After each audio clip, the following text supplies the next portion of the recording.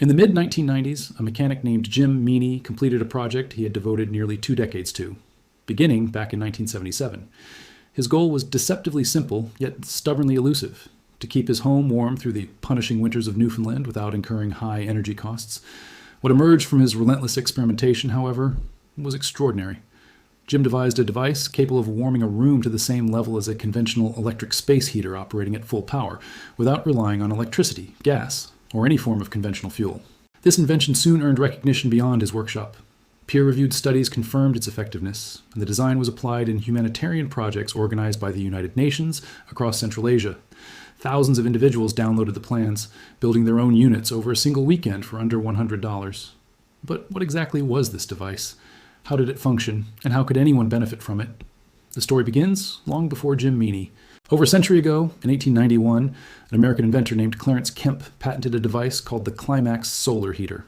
This early system consisted of black-painted water tanks enclosed within a glass-covered box, harnessing sunlight to heat water.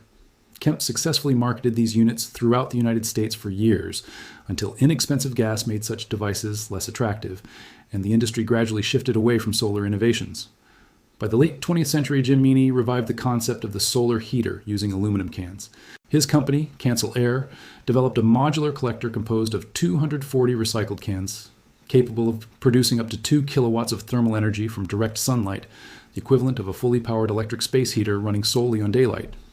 Despite its ingenuity, the device received minimal attention, with only a brief feature on Canadian television, while the company itself remained small. Eventually, the design entered the public domain. The internet then sparked a new evolution. Detailed open-source guides on building high-efficiency soda can heaters appeared, with researchers like Gary Raya publishing instructions on sites such as Build It Solar. Maker communities, online forums, subreddits, and YouTube channels embraced the design, iterating and refining it. Enthusiasts across Canada, the United States, Northern Europe, and beyond began constructing their own versions in garages and sheds over weekends, often spending between $60 to just over $100 in gathering cans from recycling bins collected over several months. One might wonder how a simple stack of recycled cans could actually warm a living space. The principle is straightforward yet clever. Cold air enters the collector through a vent positioned at the bottom of a wooden box approximately the size of a window, which is mounted on a south-facing wall. Inside the collector box, the cans are arranged vertically, their tops and bottoms removed and pierced with star-shaped holes that leave jagged metal petals pointing inward. These cans are glued end to end, forming a continuous series of tubes. Painted matte black, they capture solar energy streaming through the polycarbonate front panel instead of reflecting it away. As air rises through the columns, it stays in constant contact with the heated metal, absorbing warmth from every inch of surface. The true genius of the design lies not in the cans themselves, but in the effect they have on the air flowing through them. In a smooth pipe, moving air develops a laminar boundary layer, a thin, nearly stationary layer that clings to the wall, acting like insulation and preventing heat transfer. The star-shaped holes at each conjunction disrupt this layer, forcing the air to swirl and mix, ensuring that every molecule makes direct contact with the hot metal. Computational fluid dynamics simulations on various can arrangements have shown that optimized layouts can increase useful heat output by 29% compared to a flat plate of equivalent surface area. In essence, the collector is built from nothing more than recycled cans and a drill, yet it employs the same turbulence principles found in industrial heat exchangers costing hundreds of thousands of dollars. For enhanced performance, a small solar panel can run a fan to maintain airflow, operating only when sunlight is available. The system is entirely self-regulating, requiring no thermostat, no maintenance, and no connection to the electrical grid. Published research in renewable energy journals confirms that a standard matte black can collector, constructed following today's open source guides, achieves thermal efficiency between 35 and 45%. This means that roughly 1/3 to nearly half of the solar energy striking its surface is converted into usable heat. By applying a selective absorber coating similar to those used in commercial solar thermal panels, efficiency rises to between 55 and 65%. The technology is particularly valuable during shoulder seasons.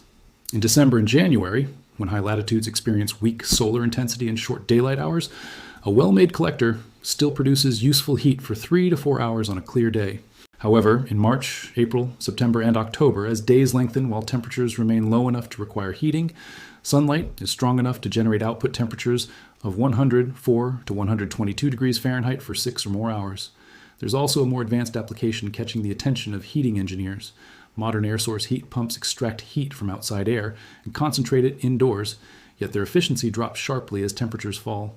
By pre-warming the air intake with a soda collector mounted on the same wall, the pump operates with air 18 to 36 degrees Fahrenheit, warmer than the ambient outside temperature, significantly improving its performance. When paired with a heat pump, the efficiency of the system rises, electricity usage drops, and the combined result surpasses what either technology can achieve on its own. Perhaps the most compelling demonstration of the soda can collector's potential at scale comes from Ulaanbaatar, Mongolia. Winters in the city regularly plunge to minus 40 degrees Fahrenheit, and the reliance on coal for heating creates a persistent brown haze that lingers for months, contributing to measurable increases in respiratory-related deaths. In 2024, a United Nations development program, building on prior pilot projects using recycled can collectors, began replacing coal heating in traditional circular dwellings with integrated solar air systems. The outcomes were striking. Even during minus 40 winters, interiors maintained comfortable temperatures. A device constructed from materials others discard became a tool to combat one of the most severe urban air pollution crises on Earth. So why isn't every south-facing wall in the Northern Hemisphere fitted with a soda can air heater? The answer lies in economics. A soda can solar heater cannot be metered, and once built, it produces no ongoing revenue. Installers have no further engagement with the homeowner, and there is nothing additional to charge for. There is no billion-dollar supply chain supporting it. No fuel deliveries, no service agreements, no replacement components, and no proprietary parts. Unlike solar photovoltaic panels, heat pumps, or geothermal systems, there is no corporation profiting when you construct one yourself. Without financial incentive, who would fund the promotion of this technology? For those ready to take advantage, the barriers are minimal. Open source guides available online make it entirely feasible to build a collector, even with limited construction experience. Required materials are inexpensive and easy to obtain. 5/8-inch plywood, rigid foil-backed polyisocyanurate foam board for insulation, UV-stabilized polycarbonate for the glazing, high-temperature silicone sealant, and the cans themselves, which cost nothing. Total expenses range between $60 and $100, and following a guide, construction can be completed in roughly 2 days. The Sodacan solar heater is powered by sunlight that arrives every morning, whether you harness it or not. It's validated by published research, implemented by United Nations programs, and entirely buildable by anyone equipped with a drill and a free weekend. The reason most people have never heard of it is simple. No business relies on you knowing about it. Much of the innovation covered in history has been nearly lost, not because it stopped functioning, but because industries moved on to more profitable ventures. If this type of practical, cost-saving technology matters to you, spreading awareness is the simplest way to ensure it continues to be discovered and used. Please leave your thoughts about this content in the comments below. Thanks for watching. See you in the next one.